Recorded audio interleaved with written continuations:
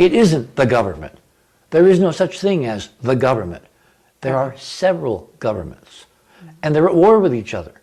A real incredible breakthrough in what NASA and Viking claim they were searching for, life on Mars.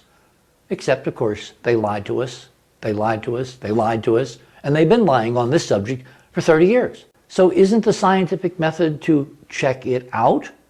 No, instead of checking it out, they ran at warp 9 in the other direction. Do you want people to realize there's a way to do things without drilling in the Middle East and all the political and economic infrastructure that's been built up? No, I don't think so.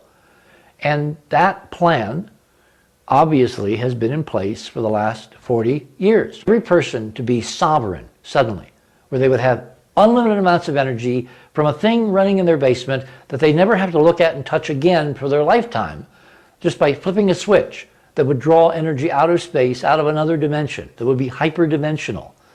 No, not if you're into control, because how do you control people? You keep them dependent on you for the critical resources of life. Then when NASA went out into space, it would logically find evidence of possibly more advanced beings. And it said in the charter, on the moon, Mars, or Venus. Well, advanced beings would have to be created by somebody, right? The resolution of this paradox is that Ed Mitchell has had something happen to his mind. Oh, that answer I did know. Okay. The astronauts, I believe, have been tampered with. Yes. There are all kinds of papers now coming out in the open literature about technologies which can selectively wipe out your memories on specific events. And I believe, and I have in the book, Mike and I carefully put in document after document after document of reference to all of the astronauts at one time or another have complained about not being able to remember what they did on the moon. The lie is different at every level. I'm Carrie Cassidy. This is Project Camelot, and we are here with Richard Hoagland. And he's just written a book called Dark Mission with his partner Mike Barra, and we are thrilled to be in his New Mexico home. So from here, basically, Richard, we're gonna run with you in the beginning and let you kind of lead us where you want to take us. And then at some point, I'm going to start steering you in different directions, and you can fight me, or you can agree with me, or you others have tried that. We can have a little jousting match, or however you want to deal with it. Okay. Okay. But we'll have some fun, and hopefully we'll all learn something. What can you tell us about this new, amazing secret history of NASA? Well, it's been a story that's many, many years in the making. I mean, at least 40-some years since the genesis of NASA itself back in 1958. What I'm intrigued with is how it's a story that I've tried to tell before in various venues. I've told it on, the Art Bell Show, Coast to Coast. I've told it at the National Press Club in a press conference that we did with 8 other people, very prestigious background, NASA people, imaging people, in 1996. And it's a story that I've, even told on television. But until we wrote Dark Mission, it hasn't seemed to take root. 2 weeks after the book was published, it became a bestseller on the New York Times bestseller list. In fact, that's what this nice little emblem up in the corner of the book says. That's not a mean feat to do when you've had no national television exposure on such a volume as this. The only exposure we've had, the only way that people found out that we had written a new book and we were looking at the background of NASA and what they've been telling us against the background of who they really are, was on the Coast to Coast audience and on the websites. We have 2 websites, enterprisemission.com, which is the formal website of the Enterprise investigation, and we also have darkmission.net, which is the official website of the new book. I think it's kind of like the old Mark Twain quote, when it's steamboat time, you steam. I think we are politically in this country, actually in the world, particularly after the last 8 years, all of us are ready to get to the truth, to drop the lies. It is so overwhelming now, it is so in our face that people that we have trusted with our our lives, our fortunes, our sacred honor, that they've lied to us. And they've looked into the cameras and they have absolutely told us lie after lie after lie. So when Mike and I come out with a book that ostensibly is going to tell you the truth behind some of the lies about an agency that is not center in the mainstream except during launches from the Cape, I think that explains this grassroots groundswell where they literally, in the bookstores now, Barnes & Noble and the other chains, they can't keep it on the shelves. Mike's brother went into a Barnes & Noble up in Seattle the other day, and the clerk said, well, I'm sorry, Mr. Barra, but we had 20 in yesterday, and there's only one left. And of course, that to me is really good political news, because it means we're somehow connecting. We're connecting with the American people, and we get a chance to show them, to document the truth. Mm-hmm. So what is the truth? What is the bottom line? And you can build the story however you want. But basically, you're saying that NASA has lied to us. In essence, our government has lied to us because they're one and the same, right? They're interwoven in some ways. Not necessarily. See, this is where people need to think nuance. People need to be much more sophisticated, which, of course, a 21st century viewer or reader these days is. It isn't the government. There is no such thing as the government. There are several governments, and they're at war with each other. And you see occasionally evidence in public that there is some kind of war, but in fact, most of the time, the nuanced positionings are hidden. It's really almost like the old feudal system. You know, we've all been raised on stories of Robin Hood and Sherwood Forest and the Sheriff of Nottingham and, you know, the King John and the terrible things that were going on in England when Sir Richard, you know, the good guy, the King of England, was off fighting in the Crusades, and the bad guy, John, was basically trying to steal his empire behind his back while he was off doing good deeds. What we're looking at in the current U.S. government, which the Founding Fathers never in their wildest nightmare, except maybe for, you know, that vision that Washington ostensibly had at Valley Forge, they never imagined that there would be these baronies, these feudal kingdoms, these fiefdoms fighting with each other and with the American people over power. Ultimately, it's all about power. So name the fiefdoms. Are you willing to do that? Well, they're out in CNN. There's the Defense Department, and there's the State Department, and there's NASA, and there's the CIA, and all the alphabet agencies. You know, remember the National Intelligence Estimate that just told us a few days ago that, whoops, Iran really isn't developing a nuclear weapon and hasn't been for 4 years, was the compilation of 16 or 17 intelligence agencies that somehow all got together with a consensus and said, okay, we really were mistaken before. They aren't doing what the president has been telling you they're doing for months now, beating the drumbeats of war, threatening World War III.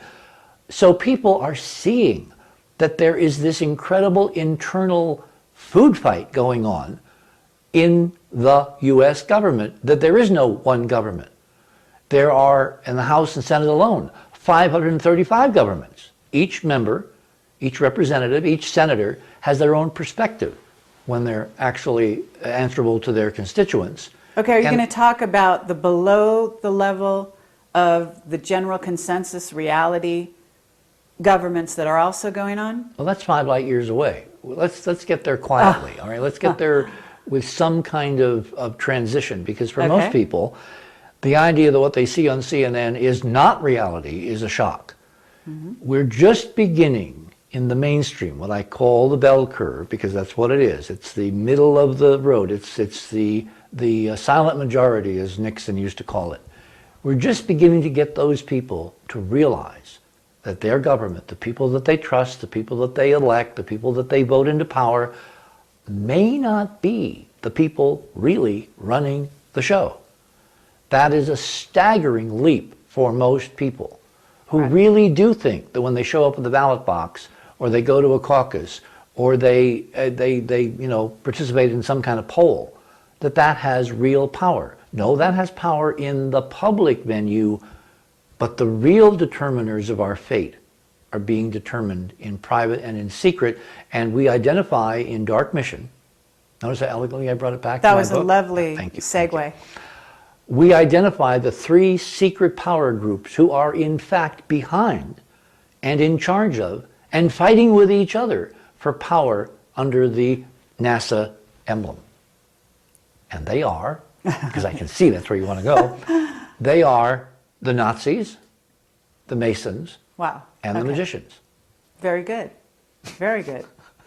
So that's actually stunning that you would actually name them, at least at that level. Why is it stunning? It's the truth. Because very few people will. But that's what Dark okay. Mission's all about, to tell people the truth. Because, you know, it's, look, George had a guest on the other night, you know, he actually was a minister. He was a pastor who was taken by one of the top vice presidents of Atlantic Richfield up to Prudhoe Bay in the 70s when they were drilling on the North Slope and building the pipeline. Right. And he, you know, was very fond during his 4 hours on coast of quoting again and again from, you know, one of the biblical proverbs, you know, the truth shall set you free. Know the truth and the truth shall set you free. Well, the first step on the road to freedom is knowing you're being lied to. And one of the mantras that we have throughout Dark Mission is a line that was actually given to me by one of these intel agents. You know, you get calls from these people, you actually even have dinner with them, they come to conferences, you never really know how much of what they're telling you is the truth and how much is spin, how much is a veiled lie with a bit of truth embedded, otherwise no one will ever buy it. So you're constantly making decisions when you rely on sources, which we at Enterprise really try not to do, and I'll expand on that in a minute. This individual gave me a stunningly interesting line. In fact, it probably was the second most important thing that anybody in public life has ever told me. The first was my old friend Gene Roddenberry, which I'll get back to in a second. This intel agent said to me in one of our early conversations, reiterated over and over again, it's become kind of like an in-joke, you know, when we're on the phone talking to each other. The lie is different at every level.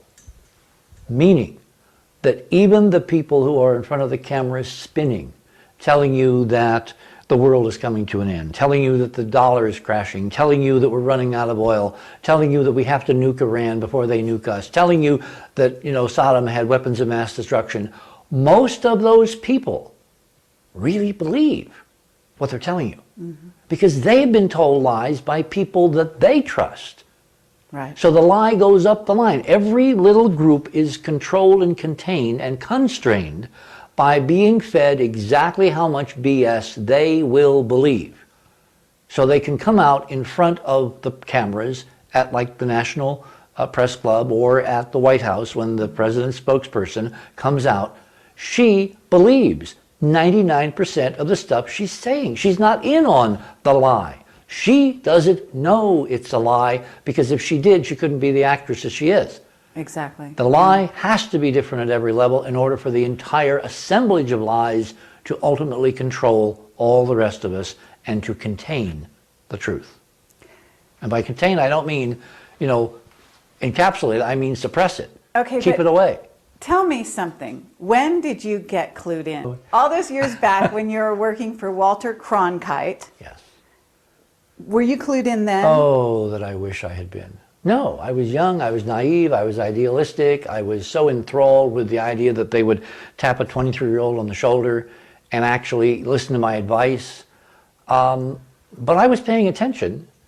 I just didn't have the big picture. And I'll give you an example. We had a meeting one evening in the executive producer's office, and it was on a weekend, and there was supposed to be this press conference by astronauts. I think it was during Apollo 8. You know, what you would do is you'd launch from the Cape, you'd spend 3 days going to the moon, you do your thing at the moon, go into orbit, land, whatever, then you would take 3 days coming home. Normally under these missions, the only people that ever got to talk to the astronauts was what was called a CAPCOM, a capsule communicator, basically another astronaut. And NASA set this policy up in the very beginning because you don't want confusion under critical moments of too many voices. So even all the other flight controllers, all the other people at NASA that are running the mission, all funnel their information through one guy who then talks to the crew. The first deviation from that really important and obviously responsible position was this Sunday afternoon when the astronauts were falling home to Earth, nothing to do for 2 or 3 days between Earth and Moon. I mean, just imagine that scene. You're floating in 0G, there's this incredible views out the window, the Earth out one window, the Moon receding out the other, and you basically bored. So what they did is they set up the first press conference in space where members of the press assembled in Houston got a chance to go on mic and actually directly ask the astronaut questions. They had 3 astronauts on the Apollo program. This was unheard of. This was amazing. This was wonderful. This was transparency. So we're looking at our clocks and watches, and we're looking up the monitors, and we've got the links, satellite links to Houston, and we're waiting, in essence, for the spacecraft to rise above the horizon at Goldstone, California, where there's a huge, big dish, 64-foot satellite antenna, basically, that is looking at the spacecraft between Earth and Moon and is going to take the signal and receive and send the actual questions. And of course, for that to happen, it has to be able to see the spacecraft. Well, because it's on a rotating Earth and the geometry of the Moon and where the spacecraft is and all that could not be changed, they had to wait for the spacecraft to rise over the horizon in the desert of Goldstone before the press conference could begin. So we're sitting there and we're, talking to each other, and, the executive producer got his feet up on his desk, and there's a bunch of other people sitting on his couches in the office. And are you at JPL? No, we're in New York at the CBS News Broadcast Center on West 57th Street, hooked in electronically. Okay. Even then, even those dark ages, we had television by satellite, and we were able to see what was going on. And we're watching the monitors, we're watching Houston, we're watching the press corps, and we're waiting for the astronauts to appear electronically. They also had a TV camera in the spacecraft. We're all waiting for them in Houston to be able to connect with them via the Goldstone ground station. And the PIO, Public Information Officer, comes on from NASA and says, well, we're waiting for the spacecraft to rise above the horizon, the mountains at Goldstone. So, I'm 23, right? And I'm thinking, that's weird. This doesn't make any sense. So I took out, your typical cliched envelope, and I started scribbling some equations. And, you basically take the radius of the Earth and the way it rotates and the height of the mountains, And I leaned over to my executive producer and I said, psst, Bob, NASA's lying. What? I said, they're lying to us. Oh my God. Now this was something so incredibly trivial, like who cared? But I said, if he's telling the truth, the mountains that they're waiting for the spacecraft to rise over have to be 5,000 miles high. They had to be lying. So it turned out later that what they were really doing is waiting for Jules Bergman, who had gotten drunk the previous night, who was the senior correspondent for space for ABC News. He had gotten drunk, he got up late, he didn't make it to the press room in time, and NASA was covering with a technical piece of BS so Jules Bergman, who was their pet correspondent, could get on camera and ask the first question in this historic correspondent asked astronaut in space live without a flight controller or a Capcom in between. That was my first example on the record of when I looked at NASA and realized they were lying, and it was so silly. With that as background, as I got into this whole area of looking at Mars, looking at the Moon, looking at the politics, looking at the secret societies, the agendas and all that, that first example where I was not believed, because who was I? I was just a consultant to CBS News.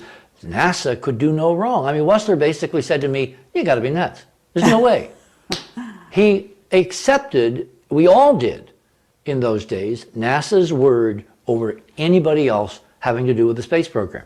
Well, what Dark Mission is an expose that NASA can't be trusted, because starting with those 5,000-mile high mythical mountains, they have not been for 40 years telling us the truth.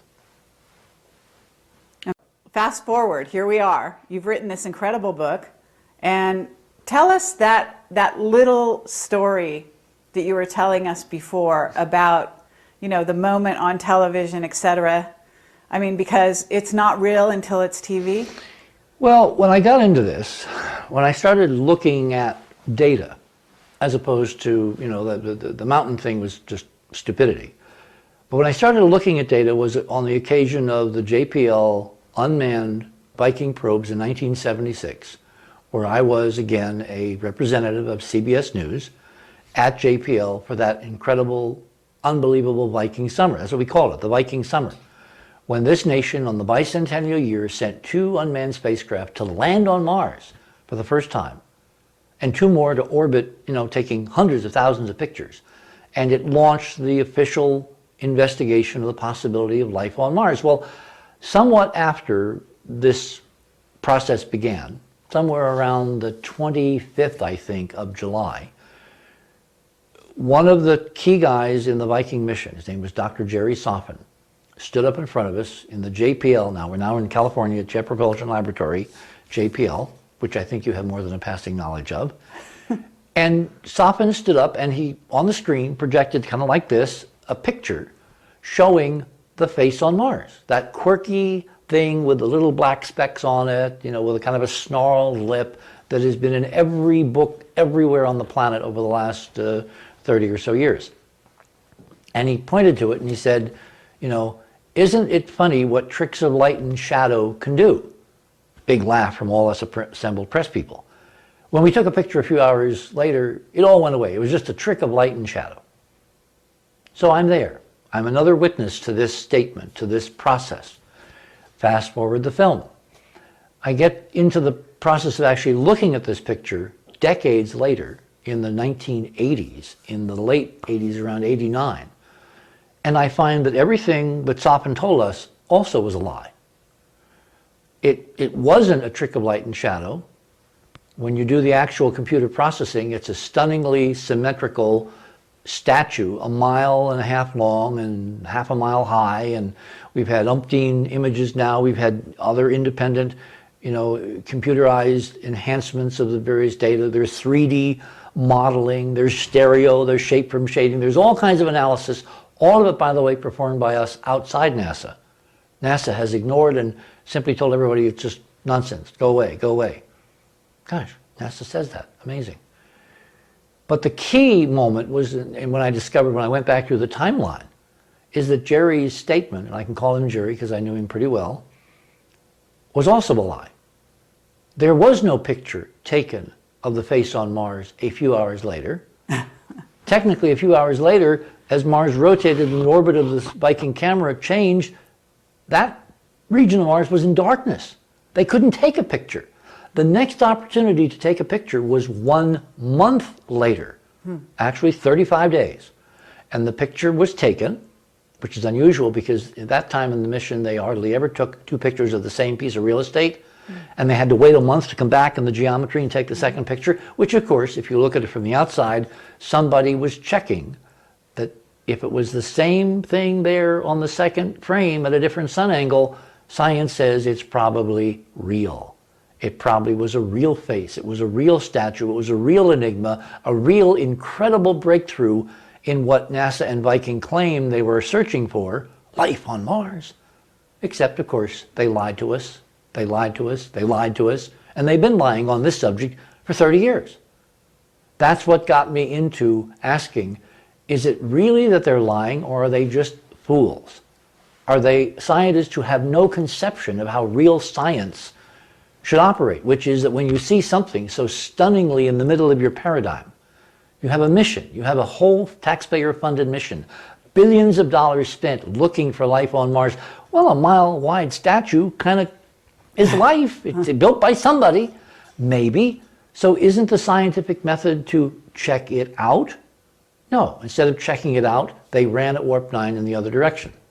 Okay, but if they were lying back then, and that was one of the first missions to Mars. It was the first landing and orbital mission. Then they must have been prepared to lie.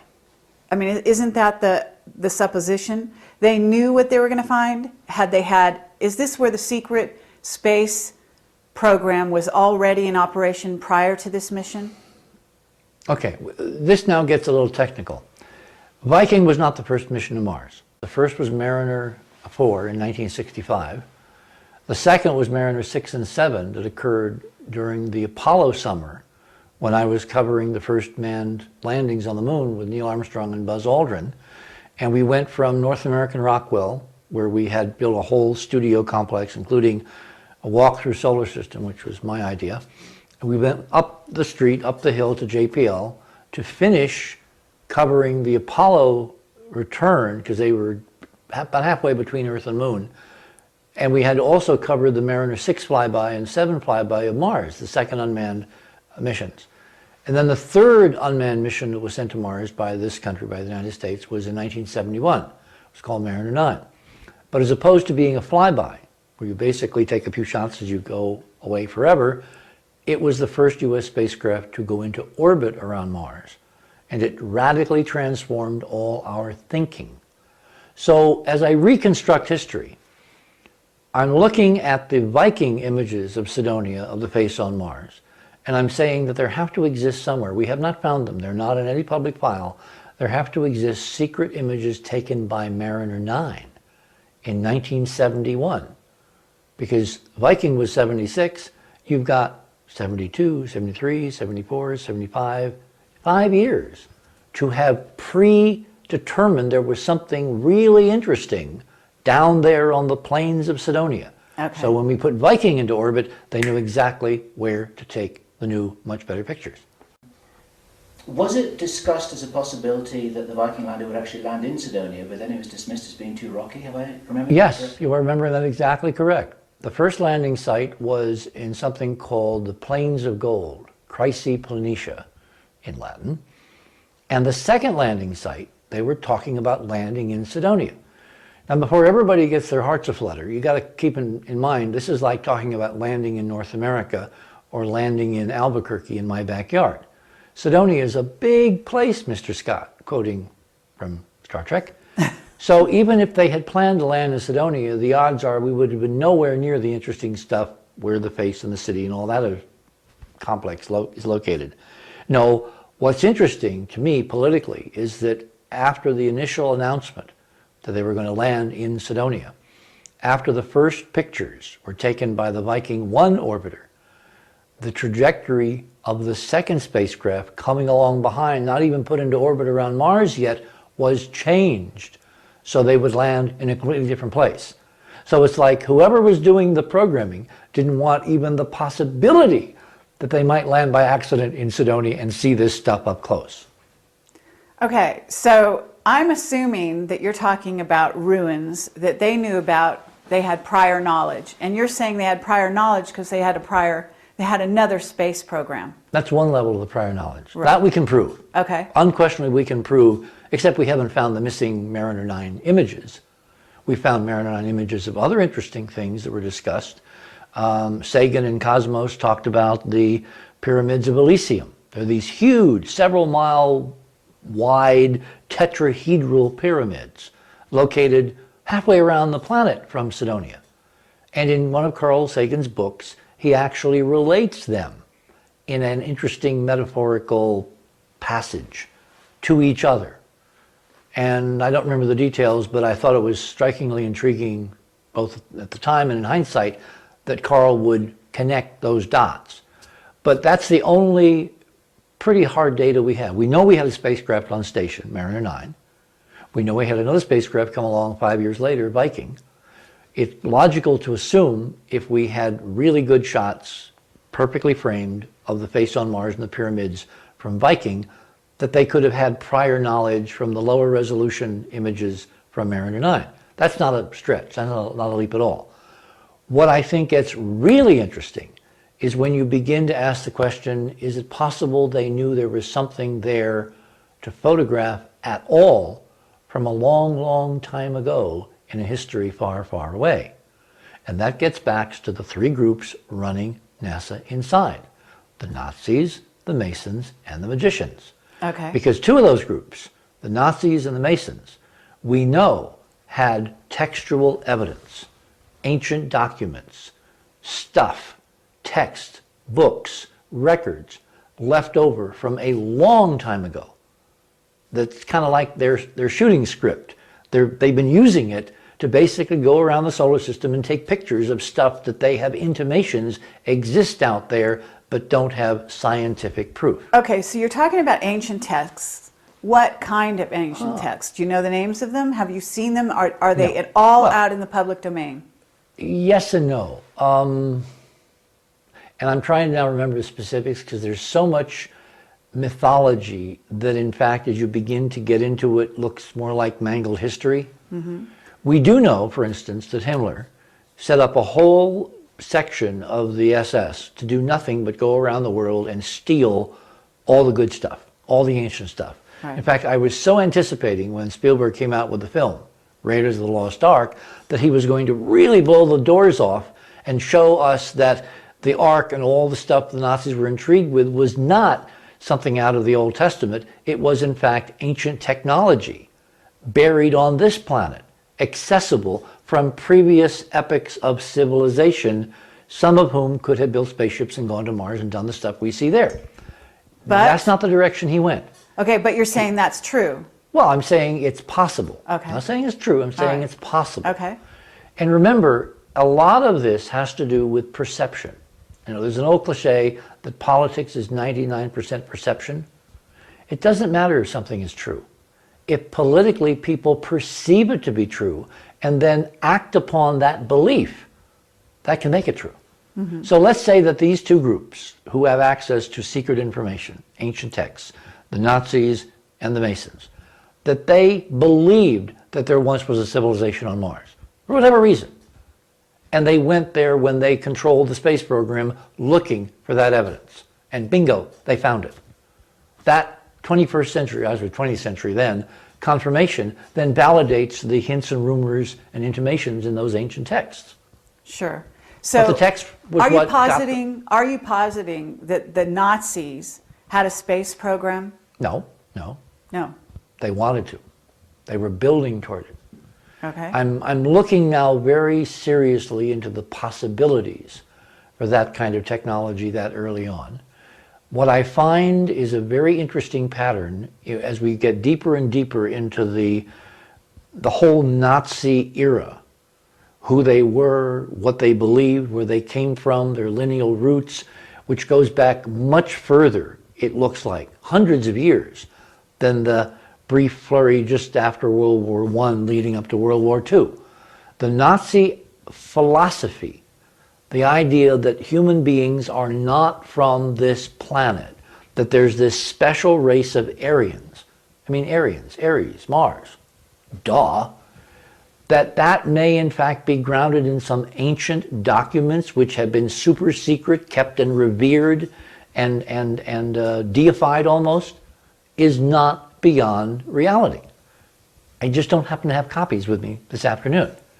I'd love to see some. Okay, are you in touch with scholars, for example, Yes, that are yes. specializing in that area? Absolutely. In fact, that's a real deep... one of them is a really cool guy that you guys should interview. His name is Joseph Farrell. Okay. He is in South Dakota. He will be here in January. He is coming here so we can have he's an Oxford scholar. He's an Oxford PhD. Mm-hmm. He's written 5 books on this subject. He meticulously footnotes, documents, tracks, references, unearths amazing memos and a paper trail. And he has given me, as a serious scholar, who also was a pretty nice guy, an amazing new window on the antecedents for the Nazis that the US government brought over, buried in the core of our own space program, who seem to have had their own agenda, apart from Eisenhower, Kennedy, and the American people. Okay, so you say, what do you say, Werner von Braun? Mm-hmm. You say... Kurt Debus. I'm sorry? Kurt Debus.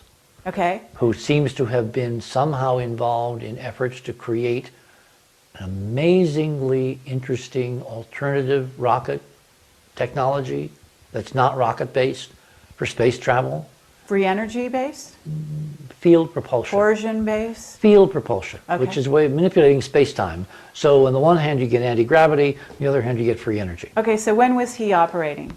Kurt Debus? Yeah. From paperclip through the entire Apollo program. So this is the end of the World War II. World War II, through the 50s, into the 60s, into the 70s, and he was made the head of Cape Canaveral / for a while Cape Kennedy after Kennedy was assassinated. And he has this entire secret background that never once has come out in any official document from NASA or any other place. Now, how do you know about him? Because of Joseph Farrell and his stunning okay. research. He's got German documents. He reads German. That helps. You know, you've got real scholarship. We have always been, those of us looking at this cutting edge of the transition between fake history and real history, we've always been limited by the fact that there have been basically a field of amateurs. Some of them are talented amateurs, some of them are idiot amateurs. I have a phrase which of course has been made true over and over again: amateurs can get you killed. But people like Farrell are not amateurs. And when they have turned their expertise in scholarship, trained at a place like Oxford, on this problem, you wind up with 5 amazing books that document page after page after page a real hidden history, the alternatives to what the Nazis were doing technologically and politically, and how they almost seamlessly continued by going from one set of sponsors, i.e. Hitler et al., Right. to another set of sponsors, i.e. the US government et al., without even a break for lunch. Okay. And in the book, we have this stunning picture of von Braun and all these paperclip scientists standing under a kind of a cute Western motif. It's a sign hung on spindles up above the assembled scientists. And it's a UFO. It's an actual cutout in the shape of an unidentified flying object / saucer craft. Okay. And in the middle of it, there's this big swastika. Oh, This is in the United States of America after we won the war. Right. And these guys are on shore leave away from White Sands into El Paso. This was a curio shop. It's called Bob's Curio Shop.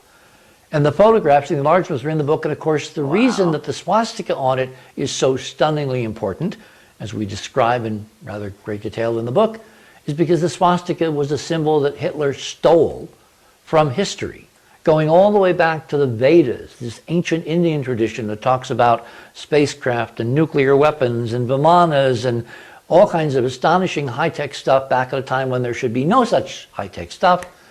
And what Hitler did was to take it, co-opt it, and use it for his own political and propaganda purposes very consciously, because what the swastika is an insight into an entire different level of reality, which I term hyperdimensional physics, out of which you get, on the one hand, if you really do it right, anti-gravity, making rockets obsolete, and then free energy, making centralized power plants and centralized power and the control of people through the price of oil also obsolete. So on both hands, you've got under proven now Nazi research and development efforts during and after World War II. You've got the keys to liberating civilization all over this planet. 6 billion people freed. And someone is sitting on that truth, and it's one of those 3 groups running NASA secretly, the Nazis. The Nazis' line or lineage continued on to this day, is what you're saying? Yes, even now, And as we we speak. have descendants running NASA? Sure. Okay. Is that okay? I don't know who they are. You don't? Because when the old guard died, or retired and then died, they didn't say, oh, and this guy coming in to fill my place, he's also a card-carrying party member of the Nazi National Socialist Party. So what you have is a philosophy that doesn't identify itself. They've gotten more sophisticated. They realized after the debacle of World War II that maybe people really weren't going to take to that kind of overt. So what we've had now in this country, and you just look around, you have the creeping fascism. You have the Nazi philosophy in every bedroom, under every roof, in every public communique. You have people trying to look into the camera and tell us with a straight face, it is constitutional to read all our emails, to listen to all our phone calls, to tap our telephones, to eavesdrop, to have the cable guy come in and look around to see if you're doing anything suspicious. This is right out of Nazi Germany. Yeah. And it's not confined, unfortunately, to NASA. Okay, so when you talk about the Nazis running the space program, you're talking about back then, after World War II, you got the V-2 rocket, from what I understand. So that's a group, right? Mm-hmm. And you've got the atomic bomb, that they're creating, or they're taking the technology out of Germany and... Well, we have been living under the historical record that the United States, through the Manhattan Project, overwhelming crash program, developed the atomic bomb. And that Japan and Germany are two major antagonists in World War II, although they had little small efforts. They were going down the wrong path, they didn't have enough money, they didn't have the right guys. It basically was no competition to the big United States, which put all this money, $2 billion in 1940s money, which now would translate to maybe $2 trillion of 21st century money. And we created the atomic bomb and used it twice in anger against Japan to end the war. According to Farrell, that may not be exactly what happened. There appears to be, from the documents, a much more sophisticated, much more advanced, maybe even functional atomic research program in Germany, which at least created and detonated one atomic weapon in test. And in his books, he cites where and when and who was involved and all that. And yes, it looks like that knowledge was brought over after the war. It didn't help us during the war, but it was brought over and amalgamated. And in part, we actually may have taken some of the uranium to be used in one of the atomic bombs from German sources. There's a story about a U-boat that was bringing enriched uranium, and we got to it, and it was headed originally for Japan. And I mean, this is an extraordinarily new, interesting insight into how World War II was produced and progressed and prosecuted. And it may not be, ultimately, when the end of the day arrives, it may not be that the history that we've been reading for the last 50 years is the actual history that everybody really lived. Okay, but you have a group that's also dealing with free energy or these craft that the Nazis were also developing. Maybe. So in addition maybe. to the... You always have to caution this with maybe. Okay. There are people who say yes, there are people who say no. It really ultimately, science depends on the experiments and the documents. Farrell has unearthed some documents, but even those documents, when it comes to the actual technologies that they were involved in, these really cutting edge technologies, are very ambiguous. They can be interpreted in several ways. Now, I think in part it's because the good stuff has not been released yet, or it hasn't even been found yet. Right. There are mysterious deaths associated with some of this documentation. For instance, toward the end of the war, Patton died suddenly and mysteriously. Apparently he was heading a group, I think the 6th Army, that was actually headed for the border between Czechoslovakia and somewhere else to find in mines these buried documents from these secret Black Ops Nazi high-tech projects. So until you get the documentation, it's all rumor. And remember... So is the idea maybe he found the documents and then was killed? Or he didn't find them and he was killed because he was looking, he wasn't going to give up. We don't know. And okay. Yeah, and you have to go to Farrell's work to see that entire story.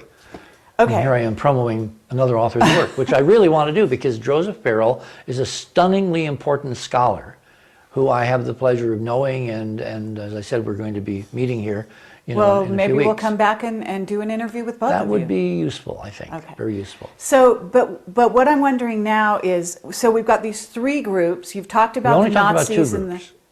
We only talked about 2 so far. Right, but that's where I'm going. Yeah. Is what I want to know. We haven't really talked about the Masons yet. Well, not a whole lot. No, not at all, really. So take us to the Masons and the magicians, and how do they work into NASA along with the Nazis? Well, the Masons, of course, founded the United States. Okay. I mean, Masonic tradition of philosophy is a stunningly important adjunct to the advancement and evolution of the human species. To, the old Army phrase, be all that you can be. Masons are not bad guys. Masons are good guys. Are we talking about Freemasons? Yeah. Okay. Yeah. They are the heirs apparent of the Templars, from the Middle Ages, who became very powerful by finding something in Jerusalem, under the Temple Mount. They became the most powerful organization in Europe. They literally, owned Europe, in essence. They created free banking system. They created so many modern institutions that we would recognize, when you go to your ATM. And then Philip the Fair, the King of France, in 1307, on a Friday the 13th, lowered the boom and killed a lot of them, imprisoned most of them, chased some of them, and never found a lot of the important stuff that they were keeping secret, including an awful lot of money. An awful lot of money. And the rumors have been that the money was stashed up at a place called Oak Island, and that's why FDR and other Masons periodically have funded or gotten private funding to go and try to dig it up. And that's a whole other story for a whole other video. Sure. What about the magicians? The fact is that the Masons were the good guys. Now, James Webb, who was Kennedy's administrator of NASA, handpicked, was a 33rd degree Mason. Okay. When you read Webb's biography, not his autobiography, which of course would have been written by him, but a biography written by somebody that was trying to figure out who James Webb really was, what Webb was doing, it's very clear in these pages, was trying to take the best of what NASA was created to do, which was to find out what's out there, to use it as a way to uplift the educational system, both at the high school level and the university level, to infuse cutting-edge new technologies in American industry, which of course create products, which of course elevate the entire economy of the entire middle class. You can look at his program, and it was a mandate to take everything NASA found that he could get his hands on and make it useful for the benefit of the American taxpayer. It's really all there. You just have to read it.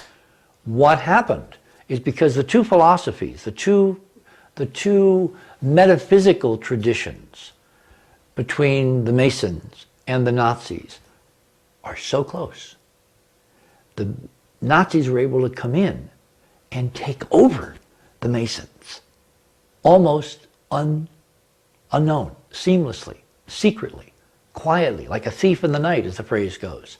And I don't think the Masons ever realized till it was too late that they've been taken over. That the objectives that they were pursuing, which they also were keeping from the public by pronouncing, but they were trying to implement quietly. It's the secrecy that got them in trouble. Because if you try to do things secretly, in secrecy, terrible things can happen. Their biggest tactical mistake was not going public with what they found, instead of trying to implement it quietly, sub rosa, to gradually evolve this culture in a direction that it has to go, where aliens is not a dirty word, where we can actually talk about ETs and our ancestry and all the stuff that's out there that they found and not freak people out. Okay, who found? The Masons or the Nazis? NASA. The program itself, the NASA program. Remember, you have a program, you have people in charge of it behind the scenes. But what I wanted to know is, back with the Nazis in Germany, they had this technology that was incredible, and supposedly they might have been back engineering. They had the atomic bomb, you're saying? No, I said possibly. It's all not known. It's possible. Okay, there's a huge difference between possible and real. And we've got documents that lead in that direction. They strongly intimate, but they don't prove. Okay. Not yet, they don't prove. But it had to come from somewhere. It didn't come, basically the idea is that it was ET contact, there was a whole development of a psychic, remote viewing. Whose idea? Back in the Nazi era. Yeah, but from whom? Good question, I'm asking. Well, I'm not a Nazi expert. Sure. I backed into this through the NASA doorway. Yeah. I'm trying to back engineer politically what got us in this mess. Exactly. And I'm looking, and we look in Dark Mission at these various paper trails, and they lead back to these shadowy groups, good guys and obviously bad guys. Right. But they believe the same thing. Right. But remember, there's the dark and the light. You can take the same knowledge, I can take nuclear energy and make a bomb, or I can make a reactor. One lights cities and gives people power and energy, and the other destroys them. So there's always this double-edged sword with any knowledge base. You can use it for good, or you can use it for evil. The Masons historically tried to use it for good. The Nazis demonstrably use it for evil. It's very, very metaphysical. Okay, so but going if we've got a dark mission and we've got 2 space programs and they all stem back to Nazi Germany. Possibly. Their roots exist there. Well, that's the people the running that's the programs, the heritage going through, the through line is the Nazi through line, right? And the same thing, Nazis and Masons, and we haven't talked about the magicians, but they're all stemming from some kind of belief in extraterrestrial life. Is this not true? Because where you're going is the face on Mars. Is that where I'm going? I didn't know that's where I was Isn't going. that where we're going? No. I mean, in essence, what you're saying is that we have NASA in relatively present day lying to us about the face on Mars with an intention. You don't just lie. No, it's definitely to cover it up. Okay. Now, why? Well, because remember, this is a nested set of lies. The lies are different at every level.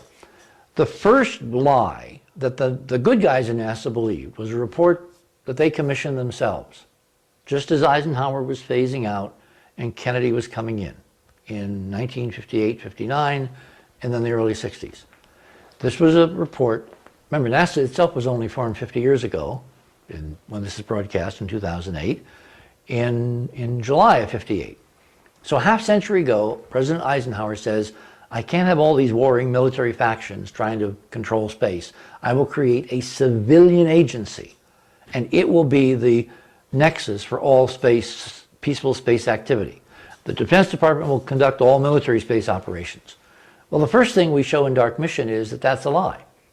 NASA is not a civilian space agency. It's a military space agency. It was always formed under the fiat and control of the National Security Council, the Department of Defense, any of the intel agencies. All of its data that are not viewed as appropriate for public knowledge or concern can be classified.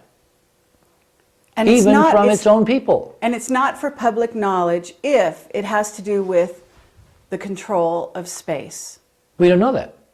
We know under the law, anything that the president or his minions deem classifiable can be classified. They don't have to give a rationale. Okay, but I'm asking you, what's the rationale for classifying if you have the space program? If you have a vanguard agency whose mandate is to boldly go where no one has gone before, and you know, because you've got secret documents to say it's out there, that they're going to run into artifacts, ETs, old libraries, generators, spaceships, God knows what, and you don't want to tell the people that that's what you're really looking for, then you will create in law an agency which only can let them know what you want them to know and keep all the good stuff secret, which we now prove with the charter itself in Dark Mission is what NASA is.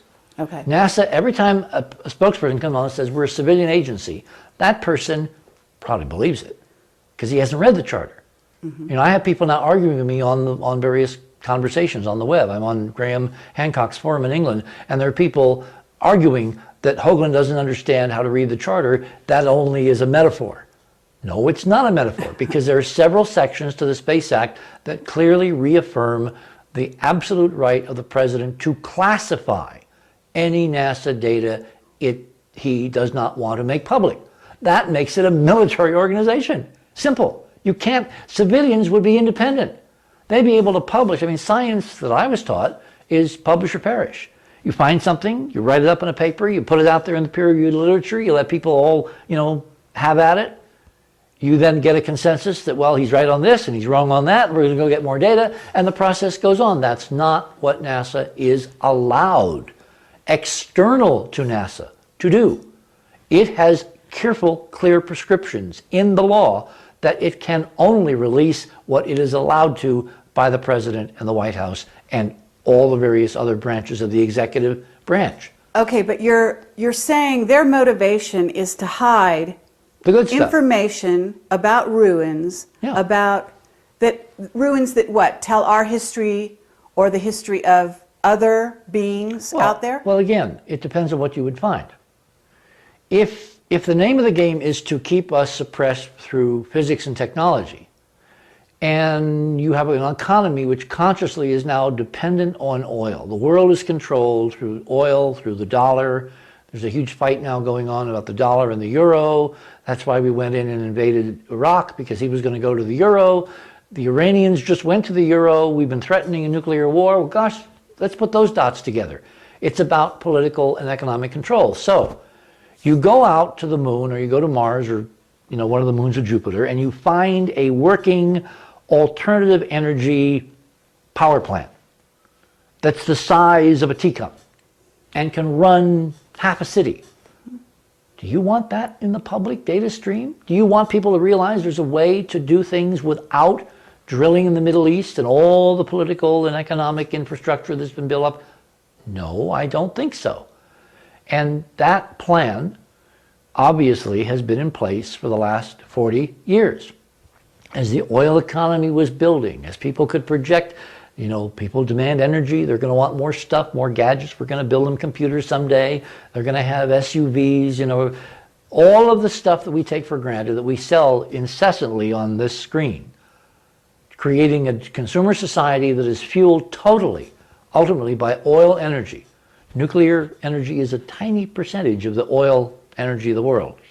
Would you want to enter into that mix an alternative energy system, technology, which would allow every house to get off the grid, every person to be sovereign suddenly, where they would have unlimited amounts of energy from a thing running in their basement that they never have to look at and touch again for their lifetime, just by flipping a switch that would draw energy out of space, out of another dimension, that would be hyperdimensional?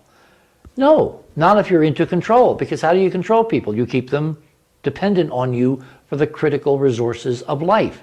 And energy is a critical resource of life. Try living in your home for 2 days without it. You'll learn very quickly. As Art used to say, you basically have a very expensive box. You're talking about NASA is covering secrets No, I'm because saying of technology. They could have. That's one possible rationale. Frankly, I don't think that's the best one. Okay. All right. My bet, and again, these are outside bets. I don't have sources telling me this is what's going on. And even if I did, would I believe them? No. I would have to find records and data and evidence to check, to counterpoint what they're telling me. I frankly think it's the religious thing. Okay, that's a huge leading. At this point, now let's cut. We'll do that in 2 minutes. Okay, yeah.